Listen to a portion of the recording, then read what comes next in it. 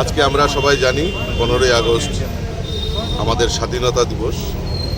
এই স্বাধীনতা দিবসে আমি সকলকে আপনাদের মাধ্যমে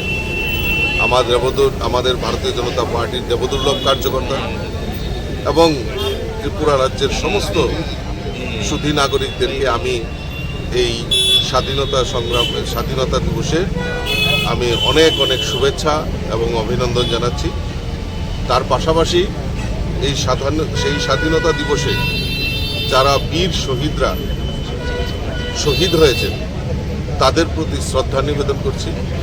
এবং আমি সকলের কাছে আবেদন রাখব যে আসুন সবাই মিলে এই স্বাধীনতার যে আনন্দ, এই স্বাধীনতার জন্য যারা শহীদ হয়েছেন তাদের প্রতি শ্রদ্ধা জানানো এবং এই স্বাধীনতা দিবসকে আমরা আরও বেশি করে উদযাপন করে এই স্বাধীনতার যে আনন্দ সেটাকে আমরা সবাই মিলে আমরা ভাগ করব, এটাই আমার বার্তা সকলের কাছে।